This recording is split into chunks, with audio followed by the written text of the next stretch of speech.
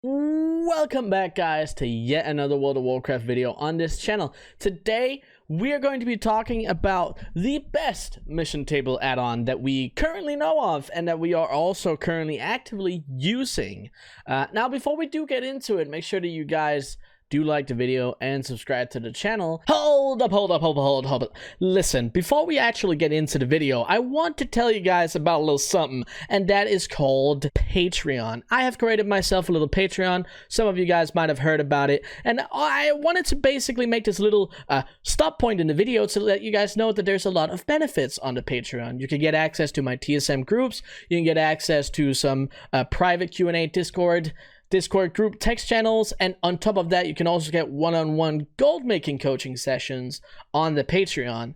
And big shout out to all the people that are actively supporting me over on Patreon, and I look forward to seeing you guys over there. But let's get back to the video. So the reason that I want to make this video for you guys today is both so the people here on YouTube can see it, but also there's a bunch of people in my Discord community and my Twitch community that have been actively asking what my settings are for TLDR Missions, okay? So TLDR Missions is this mission table add-on that have now, since I made a video about it the last time, it has received a bunch of updates. So there's a little more to consider, there's a little more to like go over and think about. So also with the markets, you know, moving around a little bit, I'd like to go over it with you guys because there's some considerations that I actually made that are changed since the last time that I showed it to you. So the basics for how this add-on works, if you've never seen it before and this is the first time that you hear of it, is you pick the rotation of what these are. So I can take this off and we'll do it together. So what this is you say what you want the most, okay, out of all of these.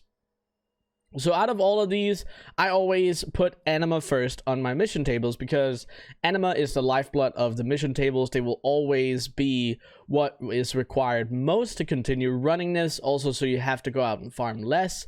And eventually when you get to a self-sustainable point, it is still important that you get all the anima. Besides that, I always go for raw gold second because raw gold is the definition of, you know, it's easy to tell what it is. It's not necessarily what's worth the most all the time, but the good thing is there's never enough gold missions to keep you away from other things that could be worth more. So I always put gold second. Then after that, I put augment runes. And the reason that I put augment runes is that the missions are always in between 3 to 8 augment runes. And obviously, depending on your guys' realms, the price on these might have changed, but it's still considerably around the same value as raw gold or twice. It's you know, somewhere in between depending on how many runes you get. And they sell very, very quickly, so that is also good. The one that I always go for after is crafting materials. Now, with crafting materials, it is these material bags that you see here, the fishing bag, the actual mining cache, and whatnot. So this little drop-down menu, you get an option to say, oh, I want this and I want this. And you can see there's the common, uncommon, and rare version. The common version, you stop getting those at lower levels in the mission table. But the uncommon versions, as you can see right here, they still show up even if you have maxed out the adventure campaign progress at level 20. So you're going to have to consider whether or not you think that some of those lower ones are worth it.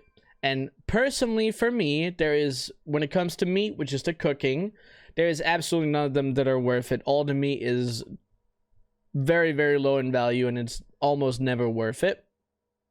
And then besides that, I would also say when it comes to skinning now, the common and uncommon bags are not good either with how low a lot of the leather has actually dropped.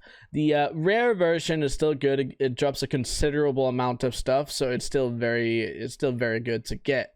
But besides that, some people also are not super happy with fishing. A lot of the fish are still worth a lot in my realm specifically, but it's also a bigger realm. So I would usually still go for the uncommon and the rares for the fish especially. But that is up to you guys. You can make your own considerations depending on your server, and it's always nice that you have the option to pick and choose what kind of missions that you would actually want on here. Now, besides that, I always go for pet charms next because overall, pet charms is what will make you, at this point, probably the most gold in terms of actual value eventually when you sell the pets. So that is something that I go for right after that.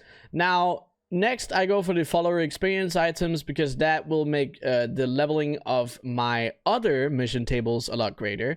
And also, usually, as you can see, there's another reward right next to the actual follower experience items, and these, they do not start showing up until you're at least campaign level 16, so that is something that you have to consider. So I always take that as number 6. And then after that, I go for reputation tokens, because reputation tokens put you towards Paragon chests, and Paragon chests have raw gold in them. And yes, it does take a while before you can actually get to that point, where, you know, you'll get a full Paragon chest from actually just collecting reputation out of the missions, but it will put you a great deal's way towards it. Also, if you do any other sort of content to, you know, prolong your process of getting those. Now, besides that, I don't take any of this at all, any of the other ones at all.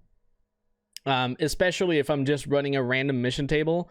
I might put bonus follower experience on the mission tables that are lower level, but that is not something that I usually consider too much, because I usually just want things that are gold making related out of it, so that is where it is.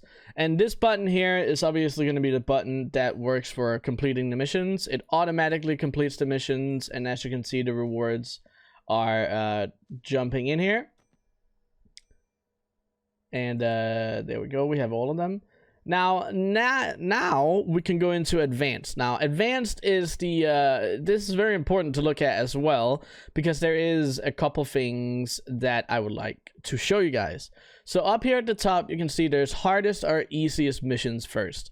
I always click on hardest, and the reason that I always click on hardest is because the toughest missions usually have the best rewards, which is why you always want to have this at the top. Now, it is very important that if you decide to do that, the way that I'm doing it, lowest or highest level followers first, you always want to pick your highest level followers as well, because if you pick your lowest followers first to do the hardest missions, you're not going to be able to send out as many missions. So it is very important that you have those settings like that. Now, this obviously doesn't depend too much once you have most of your companions fully leveled up, but as you're leveling, it's pretty important. And then also prefer fewest or most followers. It's always fewest, because if you only send out one companion per mission, then you can obviously do quite a lot of missions. So that one is pretty important too. Less or more troops, this doesn't really matter. It's all up to you. You can say you want to fill all the empty slots with troops. If you want to heal your, potentially, if you know, you're a Night Fae, if you want to heal your companions along the fight, or you want to use as few as possible, just you know, to save on anima. Now, besides that, I wouldn't touch this level when it comes to how many. Don't use followers less than this many levels below the mission table, or mission level, I mean. I wouldn't really touch this, just leave it at 3. That's usually pretty good. When it comes to the anima price limit, there is no anima mission over 50 anima that is worth it to do, especially not the 150 ones or anything like that. So I usually just leave it at around 100. You could also leave it closer to 50 if you would want, but it doesn't matter. As long as it's lower than 150, you should be just fine. Now, simulations per frame, you can set this up if you feel like your calculations are not going very fast, but I've never really had too much of an issue with this, even just set at 10. So that is something that you know, if you have some problems on your own setup, that is something that you can change.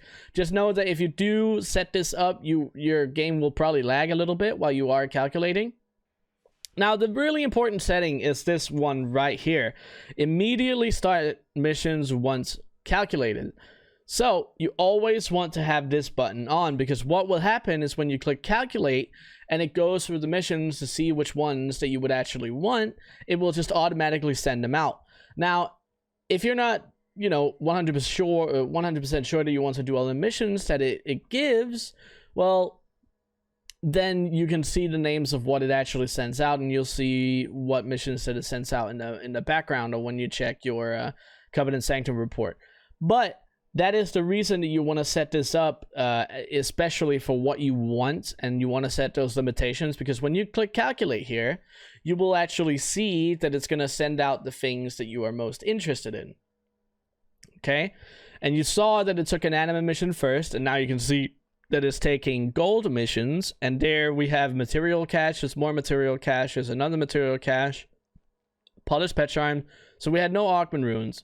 So as you guys can see, it sent out these 9 missions here, and without issue. And that's really the basics of how this add-on works now. And it's really fast when you get into the groove of it, and you have the proper settings for TLDR missions here. When you have the proper settings, you can log into a character, collect old missions, send out new missions, and log out the character in about 45 seconds. I sat there and timed it on most of my characters that I have. Now, if you guys don't know how many I have 45 mission tables at the moment. So to put it lightly, I tested it quite a lot of times, and what I put it down to was an average of about 45 seconds. So right now it takes me between 30 to 40 minutes of going through my mission tables. So I'm actually pretty happy with that. So yeah, but that is basically everything that I have for this video specifically, and I hope you guys enjoyed it. I hope this helps you out. If you did like the video, make sure that you actually drop a like on the video, and also subscribe to the channel, and remember to check out the Patreon as well. There's a link to it down in the description below. But besides that, I will see you guys on the next one. Bye guys.